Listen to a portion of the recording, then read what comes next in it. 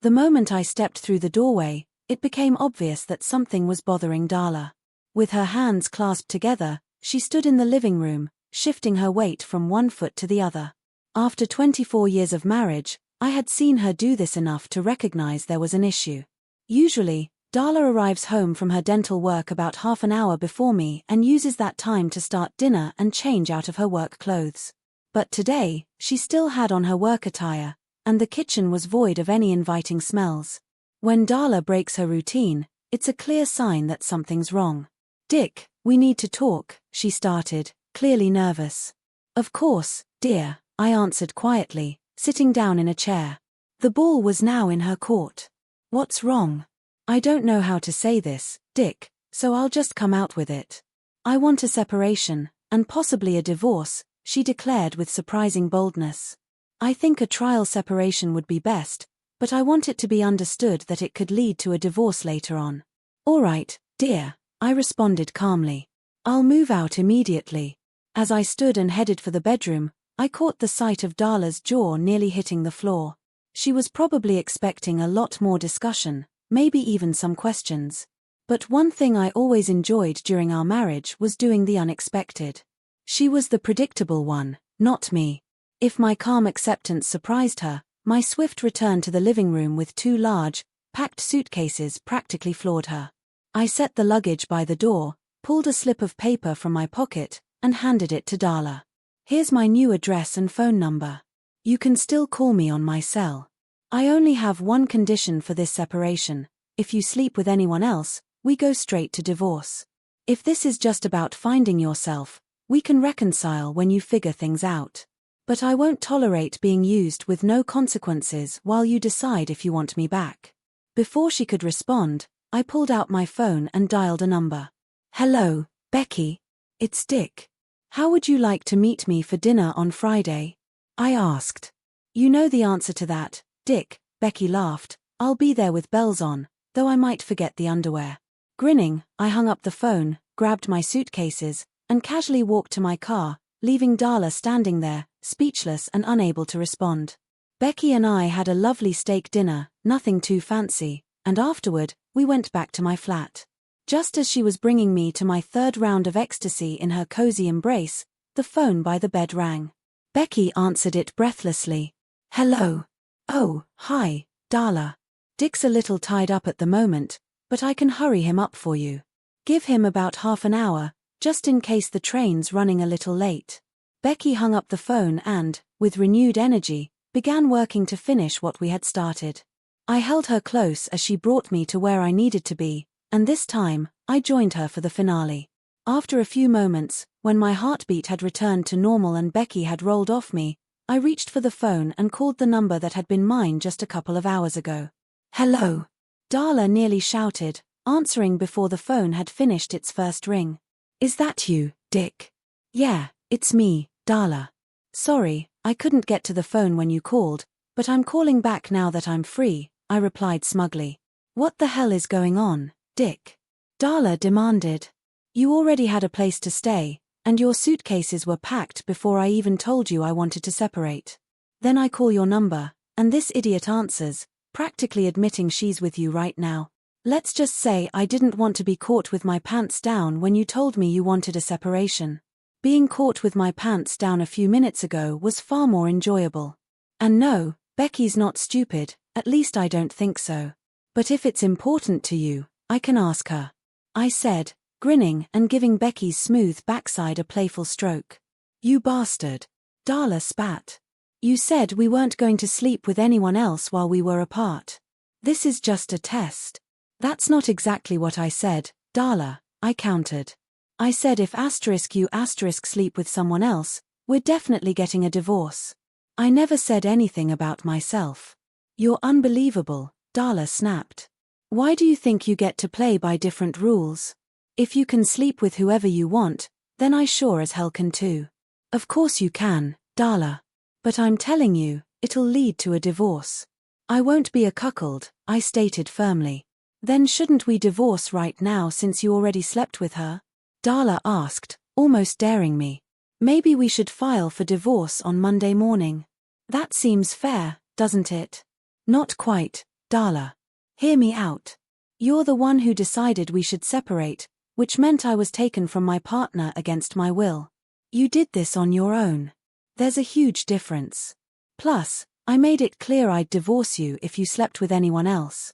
You never said the same to me. But if you want a divorce, go ahead and file. You have every right to. But I'm not sure I want a divorce, Dick.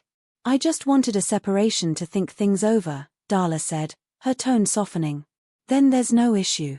We're separated. You got what you wanted, I responded. This isn't fair. Darla whined. Darla, I didn't ask for this separation. I didn't want it. I wanted my wife and my life the way it was. You took that from me. I'm not going to do without love just because you've got some bug up your ass. But if it makes you feel better, you can come here 3 or 4 times a week, and I'll be faithful to you then. By the way, I'm not sleeping with every woman I meet either. What kind of separation is this, Dick? Darla demanded. I've never heard of a couple separating where the woman still sleeps with the man all the time just to keep him faithful. It wouldn't even be a separation. I haven't read the separation manual yet, Darla, but it sounds like I need to. What I do know is that I'm not letting this separation of yours keep me from satisfying my needs like our marriage already has. What the hell is wrong with you, Dick? I just wanted a simple separation to figure out if we should stay married. In a couple of hours, you've turned into some kind of sex-crazed maniac, Darla shouted. I've never cheated on you, and now you're acting like this. I'm just finding myself right now, I said jokingly as I hung up the phone. And at the moment, I'm finding myself with a woman who seems very intent on keeping me satisfied. I've always been observant. It's in my nature, and it's helped me avoid surprises that others often fall victim to. Darla, on the other hand, rarely noticed anything unless it slapped her in the face. She used to be vocal about the new dentist at her clinic, a man in the final stages of divorcing his unfaithful wife. In Darla's opinion, he was a saint. But then, a few weeks ago, Darla stopped talking about him altogether, and any questions I asked were dodged. It was as if the guy had disappeared off the face of the earth. As soon as Darla stopped mentioning Dr. Burns, my curiosity piqued even more. To gather more insight, I had our phone tapped, her conversations recorded, and her emails redirected to me. On top of that, I hired a private investigator to dig deeper into the situation. The evidence painted a clear picture. Dr. Burns, who was in the midst of his own messy divorce, had set his sights on Darla, trying to seduce her.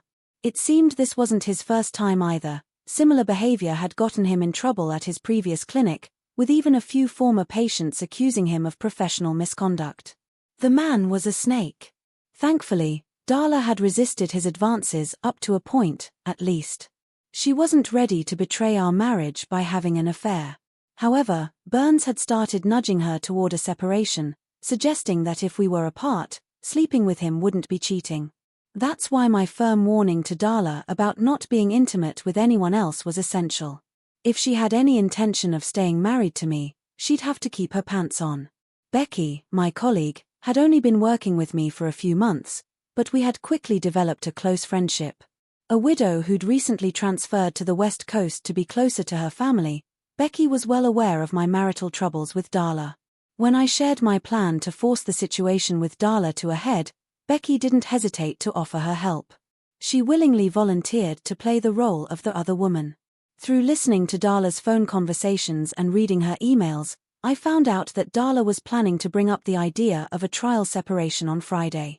It wasn't hard for me to pack a couple of suitcases during my lunch break and move into Becky's apartment for the weekend. With 2 months left on her lease, we spent the weekend indulging in each other's company like we had no tomorrow. While I was prepared to keep an eye on Darla and dump her at the first sign of any indiscretion with Burns, I wasn't going to be some cheating philanderer. I had been a loyal husband and father to our 2 children, both of whom had graduated from nearby universities and now had good jobs in neighboring states. If Darla wanted to win me back, she'd need to make a strong case. I wasn't about to beg or grovel, and if we did stay married, things would never return to how they had been. I was no longer content with sporadic affection. I wanted a wife who was willing to meet my needs and maybe even surprise me from time to time. There was no going back to the quiet, passionless existence we'd fallen into. Just after I returned to my apartment from dropping Becky off at the airport, my doorbell rang. To my surprise, there stood Darla, tears streaming down her face. I led her inside and sat her down on the couch, waiting for her to gather herself. After a few minutes, she began to speak. "Dick, I've been so stupid," Darla started. "I probably won't surprise you by telling you that Dr. Burns has been coming on to me for the last few weeks. You always seem to know more about me than I do. He convinced me to ask for a trial separation so we could be together. He said if we were separated, it wouldn't technically be cheating and that you'd even treat me better if I decided to come back to you." She paused, wiping her eyes. "Things didn't exactly go according to plan. You were ready, your bags were packed, you had somewhere to go, and you even had someone to be with. Here I was, thinking I had a brilliant plan, but you were already a step ahead. When I called Friday night and heard that woman answer, practically confirming you were with her, it was like a punch in the gut. And then, when you called back, I knew exactly what you'd just been doing with her. That hurt, Dick. It hurt so much." Darla took a deep breath, composing herself. "I've spent the entire weekend thinking about what you said. Slowly, I realized you were right. I was the one who asked for the separation, not you. I had it in my mind that I'd spend a few nights with Ed Burns, and then everything would go back to normal, with you none the wiser. But you flipped the script. Suddenly, you were the one having an affair, with no guilt or remorse. If I had gone through with my plan, I would have destroyed our marriage." After hours of reflection, Darla admitted she had seen the error of her ways. She understood that I wasn't the fool she had thought I'd be, and my swift response had turned the tables on her. "This morning, I told Dr. Burns he was out of line," Darla concluded. "So you just gave him a little scolding and expect me to forget everything?" I asked, incredulous.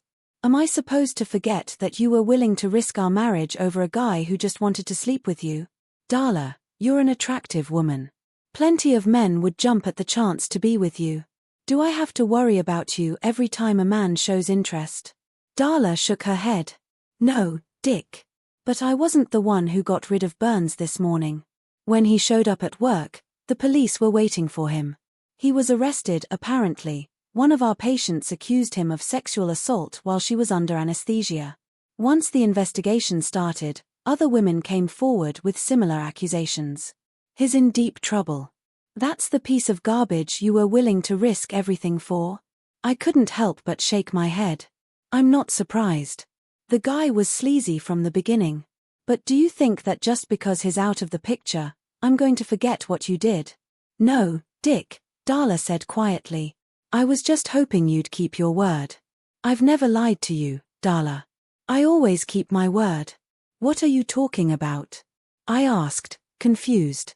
"You told me I could come over a few nights a week, and you'd sleep with me.